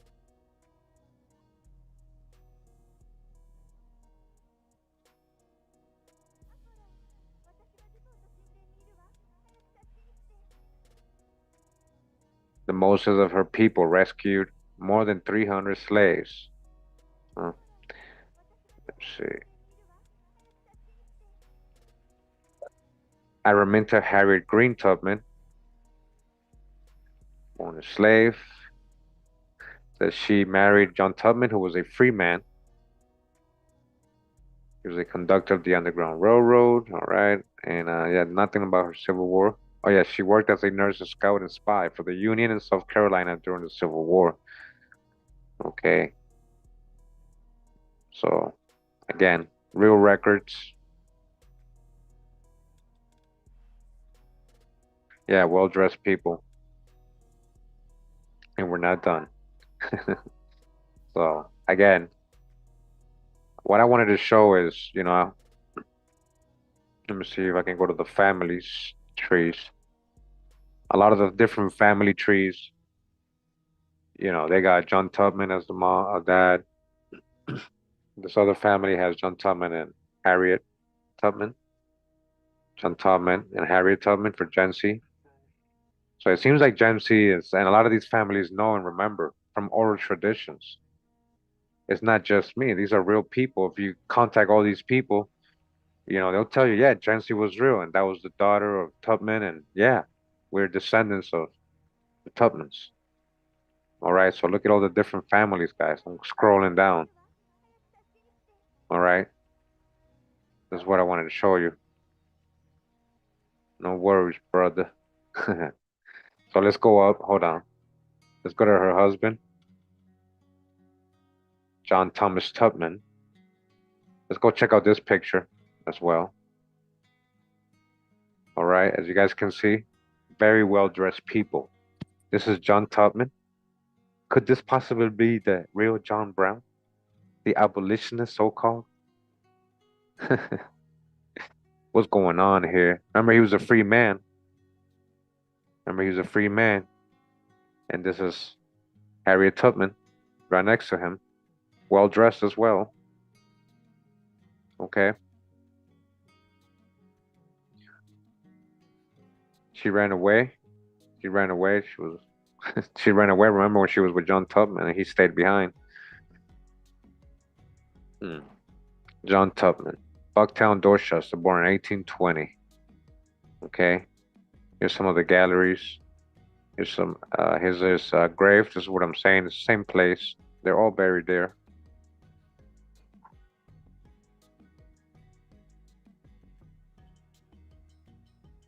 Samuel H. Mills was elected a director of the Farmers Merchants National Bank, Cambridge, on Tuesday to fill the vacancy caused by the death of John R. Tubman. That means he was the one in charge of that. You guys here to see that? very prominent person. He had money too, free man. So he was the director of the Farmers and Merchants National Bank of Cambridge, John Tubman.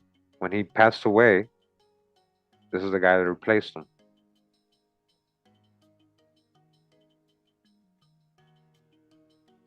Okay, very well dressed man. So 1820, John Tubman. Who's the free white?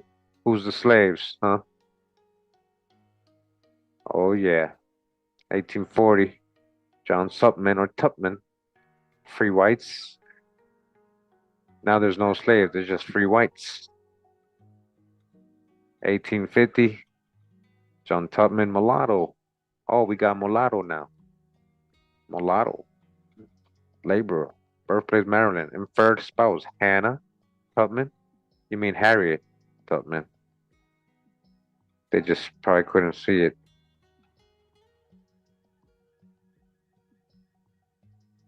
So it was Harriet. They just put Hannah. So in 1850, you can see them together there. It says labor. Both of them are labor.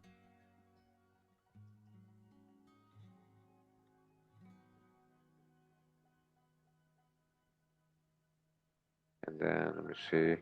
1860 says slave owner John Tubman, slave owner. Hey, you tell me. The same county, same town. John Tubman. But the funny thing is one 25-year-old male and then one 14-year-old male. Like just like one or two people. It's like, are these really slave and slave owners? This is the thing about these slave schedules. They're really funny. Could be just family members. They're just listing. All right. The regular 1860 census, he's white. So-called white. He's not white. Let me show you. It's just blank.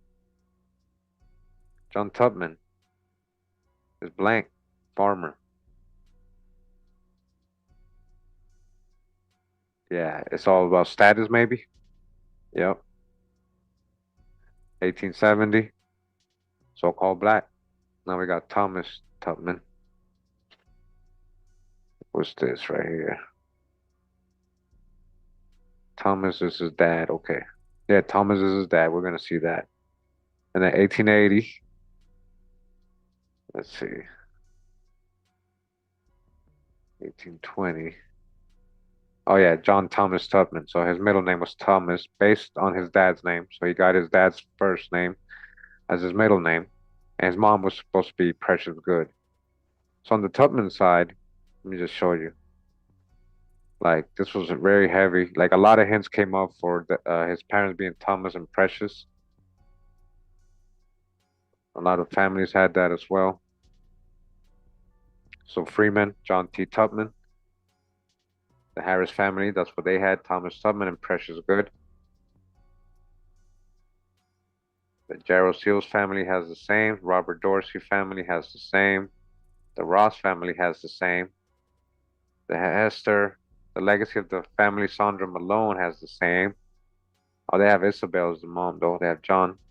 They have different parents, this family. But everybody else, Tucker has Thomas and Precious. All right. Are all these families wrong? It's a lot of families. A lot of families, and the hints came right up, suggested. Let me show you guys. So we got Thomas. Yeah, definitely the genealogy records. It could get confusing if you don't really know how to read them, but you just gotta discern through them, and you just gotta know the history. Like there was Swarthy Indians, there was Swarthy Europeans, and all that. So you gotta apply all that to what you're seeing. Cool. So let's go up to his parents real quick. Let me just show you something. So right, Thomas and Precious, those are his uncles. There's records for all these people, all these Tubmans. How do we know we're not dealing with so-called white people? Huh? Thomas Tubman, his dad, was in the colored infantry. Look at this. Yeah.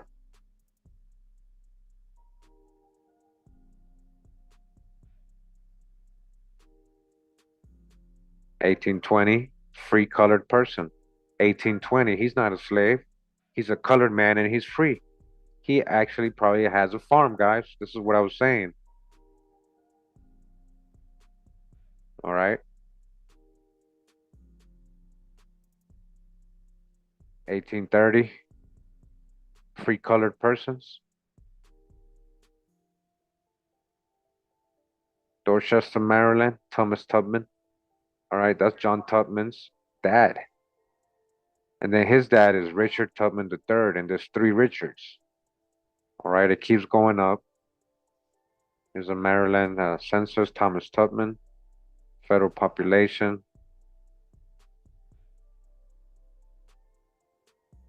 Civil War, Volume 2, Thomas Tubman, private, transferred to Navy. And again, many of the families had the same thing. Some of them try to put him as Africa, but his parents are from Maryland, so it makes no sense. Obviously, that's just people adding that stuff. Um, when you go into their profiles, they don't have no proof that any of these people are African. In fact, they just prove that he's not African. So they got the parents, Richard Tubman, again, who were born in Maryland. So when did they go to Ashanti village? Okay, yeah. All right, so I don't mean to be sarcastic. It's just I see that all the time. People add that manually, guys. So you guys got to be careful when doing your genealogy. So going back to the tree, all right. These are all everything you can verify. Richard Tubman III, Nancy Travers. So there's more hints we can take a look at. If it's the Genie.net ones, okay, these are family ones. So usually I try to see where they're getting their information from. All right, so two families have Henry Travers and one family has Matthew Travers. But they all three got Agnes Cricket as the mom for this lady. So that's something I can look into. I usually go to their profile and see what records they have attached. All right. But like the grave stuff, I mean, it shows their names and tells their story. And there's many in the gallery. There's also stories in the gallery of who these people are. That also comes up as hints, things I'm not actually showing you. So again, Richard Tubman III. It goes up to Richard Tubman II, and then Richard I, coming from England. Coming from England, he was a justice. He was a justice. He died in Dorchester. Colonial families of the USA. Justice Richard Tubman of Dorchester County, Maryland, will dated 6 April 1719, probated 13 January 1727, removed from the western shore of Calvert County, Maryland, subsequent to the 9th December 1669, and the family have been seated in Dorchester County ever since. On 30th September 1670, he was awarded land due for military service against the Indians. He was awarded by the Assembly of 1678 600 pounds of tobacco for services in an expedition against the Natico Indians. On 16th October 1694, the name of Richard Tubman appears on the list of commissioners and justices appointed for Dorchester County and in the group of men marked justices on 8th of June 1699. It was ordered by the council that Richard Tubman's name appear on the list of gentlemen justices of Dorchester County. His landed holdings approximated at 1,000 acres. His first landed holdings he named St. Gillsfield, indicating he probably came from St. Giles Parish, London. Eleanor, surname unknown. All right, Richard II. This is the family. This is John Tubman's ancestors, guys. Anybody can verify if they like. All right, so that's the second, and again it goes to the third, and then it goes into Thomas, and then it goes into John Tubman. All right, here we go. Some records. Richard Tubman, probate. Yeah, so-called black man, black folks. Yeah, coming from England. Yeah, that's real history. There was many loyalists, right, to fight the Indians. There was a reason they were going to Canada. Where did like a lot of the so-called black loyalists go? They went to Nova Scotia. I'm not saying they were all that, but it's a history that we kind of like leave out when we. But yeah, this is hard to digest for some people, but anybody can verify this. The burden is on anybody else to disprove this because the genealogy is there and the historical records are there. Once you start really going into it, you're gonna actually prove what I'm showing here. So go ahead. I challenge anybody. All right. John Tubman's dad's come, his ancestors right here. He was a justice, is the three Richards, and Thomas, colored troops. That's his dad. John Tubman was a free man. Remember, he was a free man. Nobody said he was a slave. He's an all free man. We saw the record, free colored, right? Free colored. So called black. Black is a crayon color, you know? Yeah. So going back, so Precious Good, his mom, hey, she might be an Indian, you know? She might be an Indian. And yeah, nothing come up for her. Is that really her name? That could be a nickname. So nothing really came up for her. And that happens. You hit walls. But you keep digging, you keep digging. You try to look for the local records if you can. That's when you go boots on the ground, boots on the ground. Yeah. So no, black is a crayon color. You got to get out the crayon color terms, because what you're calling black American history is American history. You can't group it into a crayon color. Okay? All right. We're going into Araminta's parents. Going into her mom real quick. Very interesting picture I found of her. All right, we're gonna go right to it. All right. And again, these are well-dressed people. Don't look like slaves to me. Now look at her look. It's kind of cool. I'm like, wow. Remember, the enhancing of the picture and the software sometimes blurs out and tries to enhance certain parts. So, but in general, you can see her hairstyle. It almost looks like those old pictures of like the queens in Europe, right? When they have their hair up like that. That's what I kind of picture. And look at her clothing. That looks like fine clothing. It almost looks like to me some old Japanese clothing too, like style Japanese. Pretty cool. Pretty cool. But this is Harriet Tubman's mom, guys. Harriet Tubman's mom.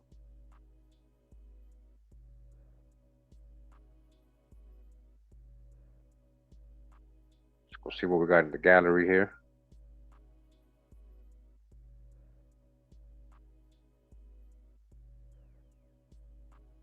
All right. They call her Red. It's Harriet Red.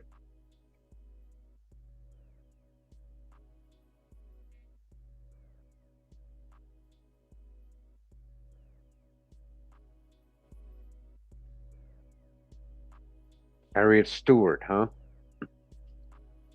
Free white persons, huh? Who's the slaves? Is this all family or what's going on? I got some Indians working for you or what? What? Henrietta, huh? 1850. Henrietta Ross. And third husband, Benjamin Ross. Yep, that was her. So-called black. 1860. Now she's white. This is what I'm saying. So check out the census. It's empty. That's why they put white, because it's empty, guys. So a lot of the time you got to go into the census. It's empty, or they blurred it out. They whited it out because they didn't want you to know these people were free black folks in 1860. Remember, slavery's supposed to be going on in 1860, right? Right? 1860, they got all these free black folks. But you see how they went from black in 1850, and then now 1860 is the same kids as her. Now it's blank. They didn't put white, but when they digitize it, they tell you it's white. So blank is supposed to mean white automatically, right? So you gotta dodge the hijack. You gotta go into the records. You gotta discern a lot of this stuff. I'm just used to seeing it all the time. So again, Harriet Green, 1880, so-called black now, and she's widowed. And the kids are there. Caroline Henry, same kids.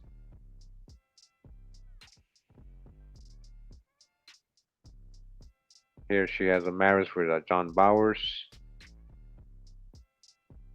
Here she's in Cayuga. This is where Harriet Tubman passed away in New York, and she's living with Benjamin Stewart. All right, they got the Stewart name right here.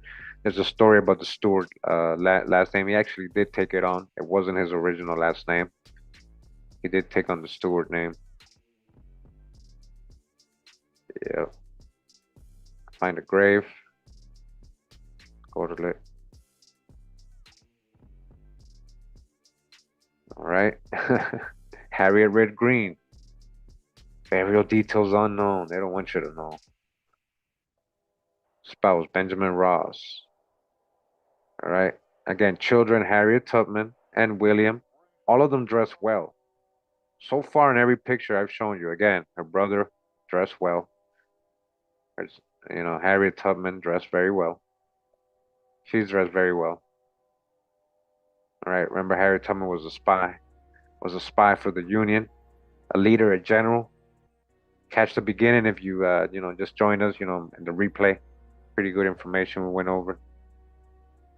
All right, so you guys kind of get it, right? You guys see, and the family trees. We'll go back to the. Yeah, so white was status a lot of the time. So Harriet Redder, so the Harris family has this, the Ross family got this. Joseph, it says Joseph plantation owner Brodus. Yo, Brodus, huh? Just for fun, let's go see what Brodus is. What these websites tell us about Brodus, right? Let's see what comes up. Oh, Brodus, English, huh? The ancestry of the name Brodus dates from the ancient Anglo-Saxon. Who's the Saxons, huh? Especially ancient Anglo-Saxons, sons of Isaac, the culture of Britain. All right, so remember my videos, Israel and the nations of Europe. Okay. So they're saying he's a plantation owner. So why are you putting him as the father? It says Modeste is green, Modeste green. So she's getting the green from her mom, apparently. But some others have Mary Patterson, Modesty Green, Edmund Green. So different people have. So Joseph and Mary. Let's go into her stories. I think we have a story here. So when we go to these people's profile, let's see what they got. So they don't have anything really linking the parents. Let's see what this says right here.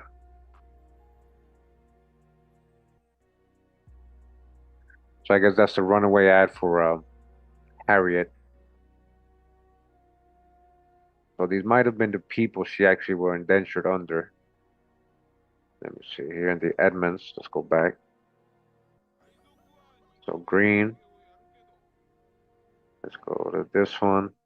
Yeah, so we live. We're surfing the wave live right here. They got the Edmund Green and Modesty Green as the parents. It's a census from England. Wow. So I don't think this is her. So they might have the wrong parents. Let's see.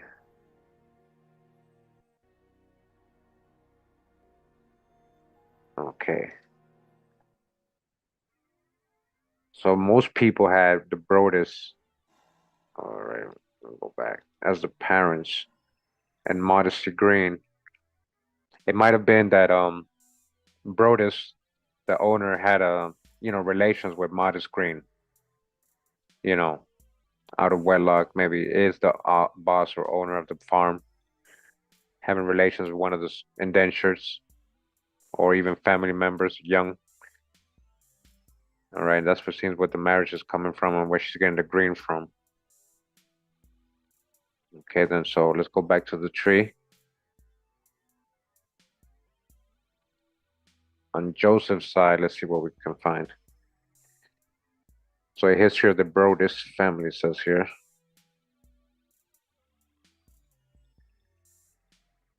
Okay, so it's just like a genealogical list. U.S. Freedmen's Bank. So now this was interesting. because I found Joseph Brodus. So I'm glad I came to him, guys. So you see, U.S. Freedmen Bank records, Joseph Brodus. So is this a so-called white man? This is what I'm trying to tell you guys. You got to really go into this. So yeah, he's probably her dad. Doesn't mean necessarily you got to think of an evil white slave master.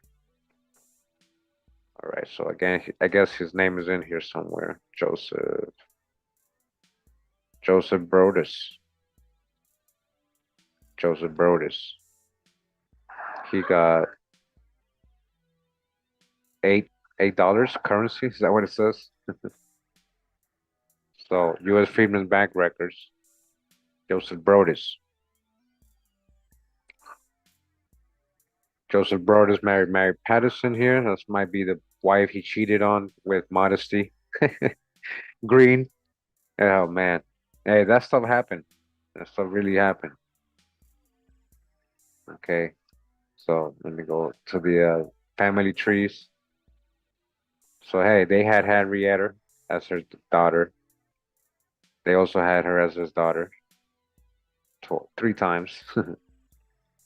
So all these families, a lot of these people do have like a family oral tradition of the story, you know. So that's what I try to conclude when I see these things. So we got Modesty Green, and of course, dead end on her side. But on his parents was Edward Brodus, still in Maryland, Elizabeth Trago. All right, and it keeps giving me more. So I don't know if that's her parents because she's Trago and it says Bethpage. So we got to verify that. So on his side, the Brodus side, we got Thomas, Dorchester, Maryland. And another Thomas, still in Dorchester, Maryland. It seems to have been here very long time. Then Talbot County, we got another Thomas. So there's three Thomas Broduses. All right, and there's like records and stuff for that. Then we got Edward Broadhurst, Wales. So it was Broadhurst to Brodus, and it seems that that's coming from Wales. Welsh. Huh? But we also saw that it originated, they were saying in with the ancient Brits, Anglo-Saxons, so that could be both. All right. So just wanted to show that on her dad, Benjamin. So Benjamin Ben James Thompson, Ross, Brent Stewart. Yeah. He actually might be more of a Thompson, guys. Yeah, he's more likely a Thompson. So Benjamin, this is an interesting story about Benjamin, though. So Benjamin Stewart, Frederick, Maryland, free white person, huh? Free white. Free white, right? Real quick, because we did a video on that, right? Free white. Free white, just to make it clear. Let me just open it. Okay. So free white, Black's Law Dictionary, 4th edition. Free white persons, all right? It includes all European Jews, so Sephardic Jews, right? More or less intermixed with peoples of Celtic, Scandinavian, Teutonic, Iberian, Latin, Greek, and Slavic descent. It includes Magyars, Lapps, and Finns, and the Basque and Albanians. It also includes the mixed Latin, the Celtic, Iberian, and Moorish inhabitants of Spain and Portugal, okay? Free white includes Moors, the mixed Greek, Latin, Phoenician, and North African inhabitants of Sicily, North Africans, free white, and the mixed Slav and Tatar inhabitants of South Russia. It does not mean Caucasian. It doesn't mean Caucasian race, right? Okay, free white doesn't mean none of that. Are we clear? It includes Moors too, so-called black folks. Straight up. No sugarcoating. Yeah, people like to sugarcoat. It's okay though. I understand why. 1850, Benjamin Ross, so-called black, Maryland, Henrietta. There they go. All right. 1870, Benjamin Stewart. Now he's Stewart. So which one is he? Ross Stewart? Okay, we'll see. Fleming Cayuga. All right, and then a state census from 1865 is Ben Stewart. We got a will, Summit County death record. Oh, that's a James stuff. I don't know how that got in there. Civil War pension, Benjamin Ross. Let me see if that's him. U.S. colored troops. Union. U.S. colored troops. U.S. find a grave. Dorchester. And born and buried in Maryland. No, actually, sorry, he passed away in the same. He's also in the same cemetery, Fort Hill Cemetery. This is what I was saying. With Jency, the daughter of Tubman, with John Tubman, Harriet, I believe, is there too, and her parents are there. Okay, in the same cemetery. Benjamin Stewart. Let's see this one, because there is an interesting story with Stewart. I want to actually get to it. I know I got it somewhere. So Benjamin Stewart, Benjamin Colored, died at 3 o'clock yesterday afternoon at his home, North Christian Street. He is survived by his wife and following family, John, Benjamin, Rob, James, and Chloe, all of Lancaster. The funeral will be held from his late home on Thursday afternoon. All right, it says in the AME church, of course, the AME. All right, let's go to his gallery. I think that's where we got the stories.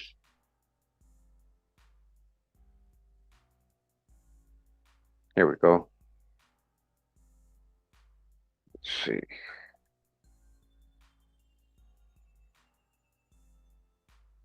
So these are the symbols supposedly they use in the Underground Railroad to communicate. Pretty cool. And they even had what appeared to be a cart. So this image right here was because Benjamin, aka Stewart, aka Ross, aka Thompson, was a shipbuilder. He was a very professional. That was the skill. He was very skilled. He was sought out for building ships. Around 1785, 1787, Benjamin Ross was born in Dorchester County, Maryland, the property of the wealthy landowner Anthony Thompson. Is that really his dad? Because he's a Thompson, guys, who married Mary Patterson in 1803. She was the slaveholder of Red Green. So look at that. So the person who owned his wife got together with his dad, or so what appears to be.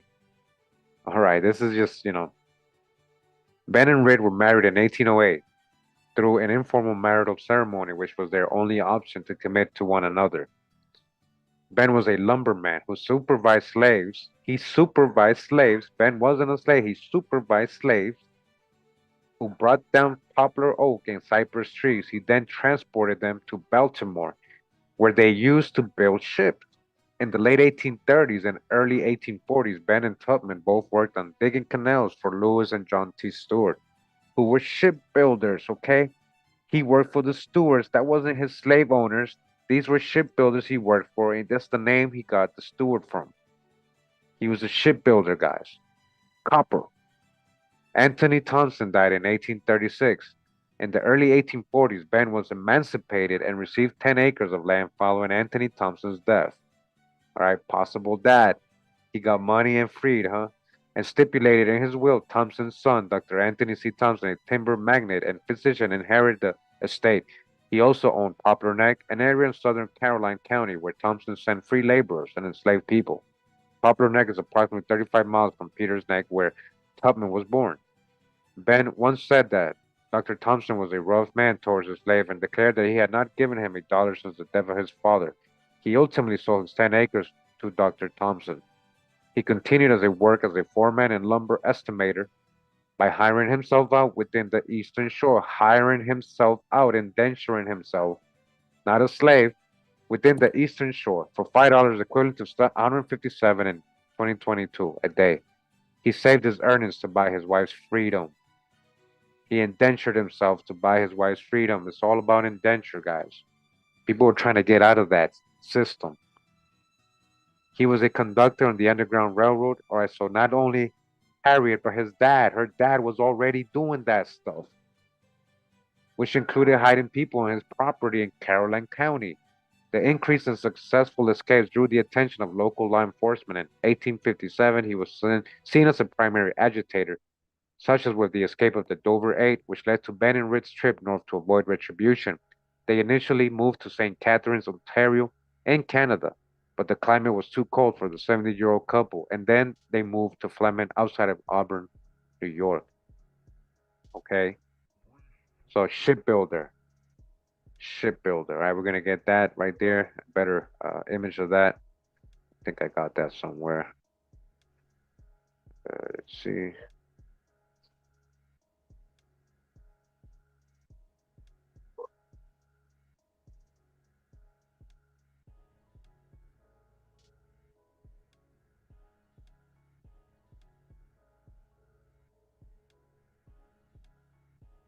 Okay, 1 second, guys. 1 second.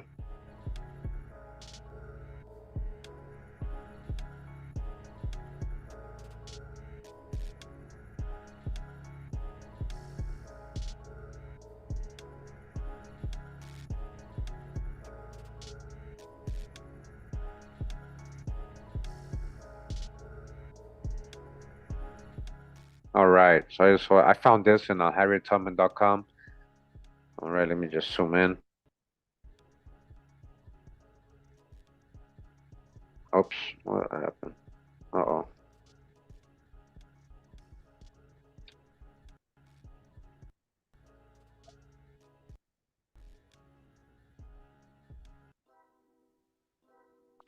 It says here, Evelyn Ross Taylor, relative of Harriet Ross Tubman.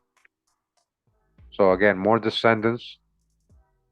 My mother, Evelyn Ross Taylor, was born March 16, 1918 to Earl Ross and his wife Ida in East Newmarket, Maryland. She was one of 5 siblings who lived in Bristol, Pennsylvania, but often went to Maryland to visit their grandfather, William Henry Harrison Ross.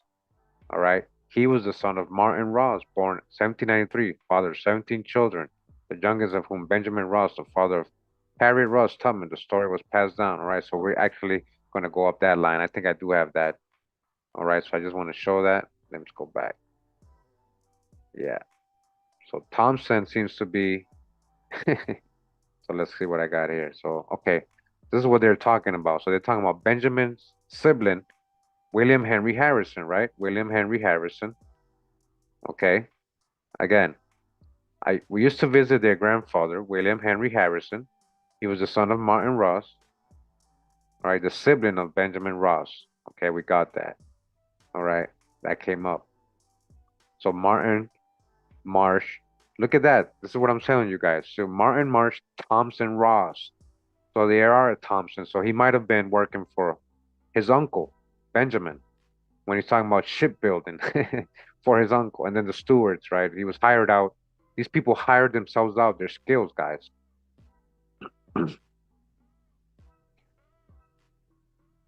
All right. So again, we're live. So bear with me. I appreciate you guys with the patience. It's not also not easy explaining this stuff because remember, we're not even supposed to be telling the story correctly like this. They just want us to picture all these slaves running away. And I don't want to picture well-dressed people, free colored people, shipbuilders, justices of Maryland. They don't want us to picture stuff like that, guys. So I'm doing my best here live, trying to explain this. I've held, oh, and right away, I should have said this from the beginning. Shout out to Kiowa. He started this tree, he shared it with me. Me and Kiowa used to go on these crazy genealogical explorations on famous people, and we still have a lot more to go. I have so many trees already done of interesting people, guys. So, you know, it's all coming. So shout out to Kiowa and we send many blessings to Kiowa. Thanks for sharing that and helping me out with this in the beginning. And again, very interesting stuff here. So Martin Marsh Thompson Ross. So he is Ross and he is Thompson. And it says that his dad is Absalom Thompson. So we're still verifying that because all I got was other family trees. Let me show you guys. Hey, I don't know why he keeps saying she's fictional. Him and her and Nat Turner, but we've shown the genealogy of Nat Turner as well. Living descendants. You can't say living descendants Again, living descendants, guys. Learning from Harriet Tubman's descendants, living descendants, talking, living. How can you say these people don't exist? Yo, big up Kiowa for real, man. Miss Act the illest, the realest. Miss Act the realest. Yeah. Martin Marsh Thompson. So these are all the families. They have Absalom, again, the dad of Benjamin and William. So again, this lady, Evelyn Ross Taylor, she's telling you there, I'm a descendant of Harriet. I'm not fake. Her dad, Benjamin Ross, is my granduncle, right? My granduncle, grandfather. Okay, real people, real people, real people. So it keeps going to Absalom Thompson, huh? So that's what I was trying to tell you guys. Thompson, they're saying that was his slave master Thompson. These are all family members most of the time. These are all family members most of the time. You really start digging. They don't want you to really dig. That's what you're gonna start finding when you really start getting specific and get out of the out of Africa theories, or that they came from Ghana or the Ashanti tribe. That's all fantasy, you know. So and also people telling you these people ain't fake. You gotta verify even what I'm saying right now. You gotta verify what other people are telling you and other channels, everything. Shout out to what they're really, if they have a good heart and what they're trying to do, but misinforming at the same time, that's not that doesn't help at all. So again, hey, look, the broadhouse goes up, we go back down, and that is you know, Araminta's Harriet Tubman's genealogy, you know. If you got anybody's free to verify this. This is what I'm gonna do right now, actually. Let me see. Where's the share thing? Oh, actually, I can't share it. That's his Kiowa tree, so my fault. Hey, Wes. Yeah, K West. It's up to him whether he wants to share it. But I was gonna share it as just to view, not to do any editing or anything like that. Don't trust people, man. People be adding Ghana and Africa to it all the time when you do that. I'm not kidding. I'm not kidding. But this is the tree. You can guys pursue it further. And that was her story. I mean, look at her. This is her granddaughter. All right, this is most likely Harry Tubman's biological granddaughter through Jency, the one that's unknown. And you gotta ask her, hey, is your grandmother not real? It's not grandma not real. Jency, your mom not real as well. All right, so yeah. Again, mom Jency.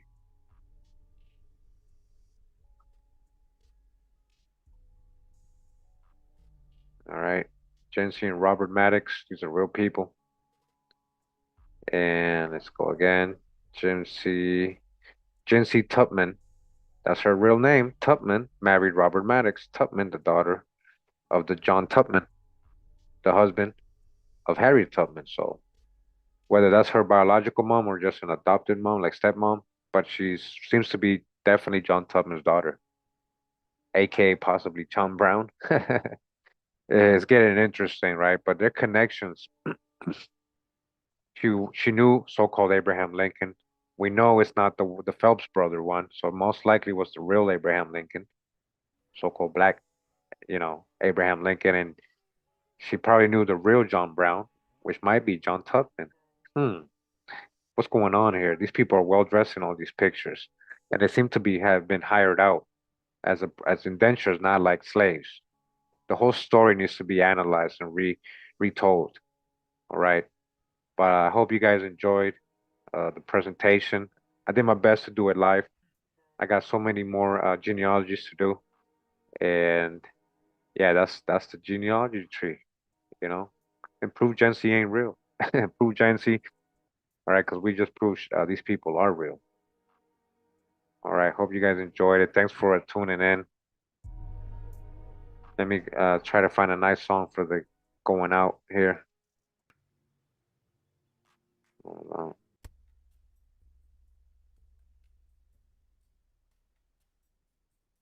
One second.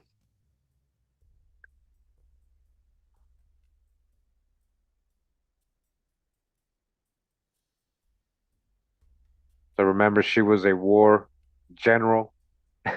She was a major influence in helping the Union win and preserve the Union. Because remember the Civil War videos, it wasn't about slavery.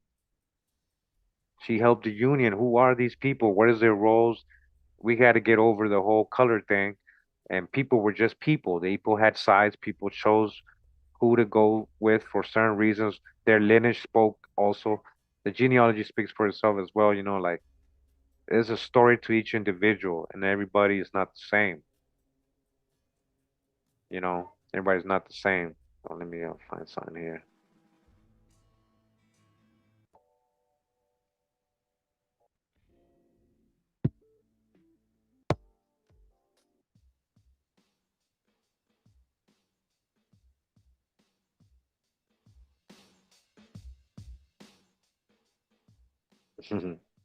Oh, wow, wow. Hey, I appreciate everybody still tuning in.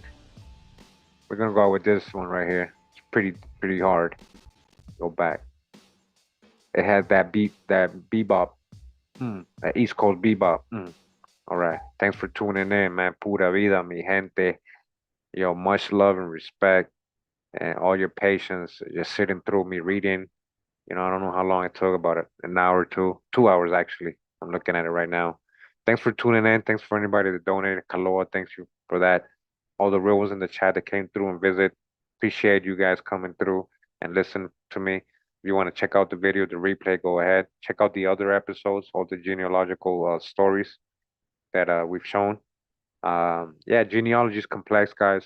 It's not easy, but it gets easy once you get familiar with the software and know and you know what to look for. And keep at it. You use other softwares like Family Search. Do some boots on the ground. Talk to your elders. It's not just about the software.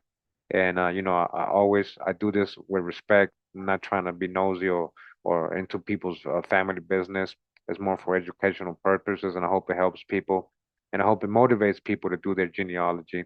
Always, that's the whole point of this series. And just want to show always there's a different story once you start getting specific and getting into details. And it makes you think about certain things that you never thought about, you know? So again, thanks for tuning in. Pura vida, mi gente. Wow, wow.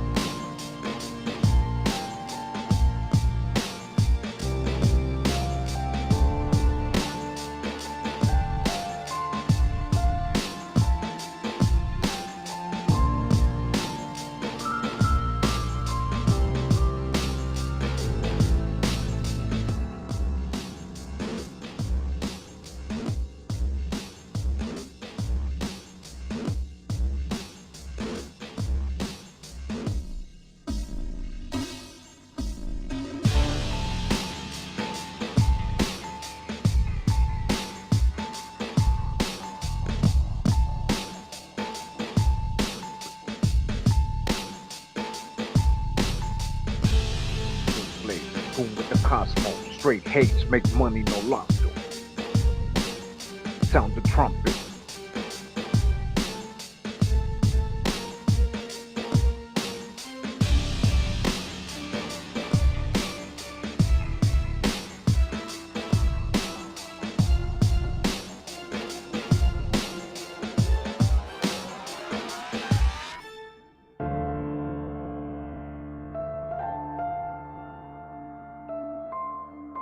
Después volverán los hijos de Israel, buscarán a Jehová su creador y a David su rey, y temerán a Jehová y a su bondad en el fin de los días.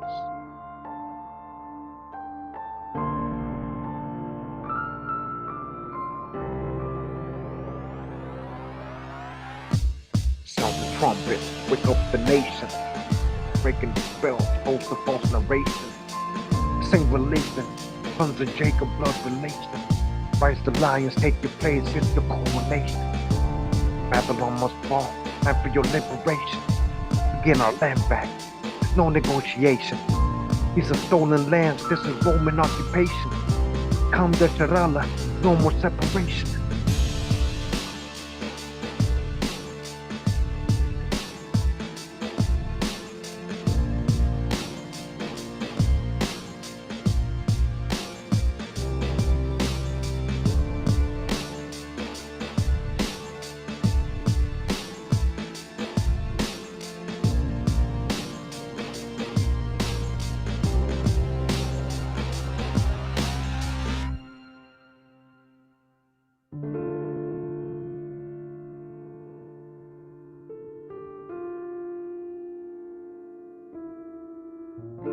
We gathered the saints, we ready for battle. We keeping the code, drop nation unrivaled. We digging through history, the truth we unravel. And the hijack, no time for your babble. Moving the barrier, to Zion we travel.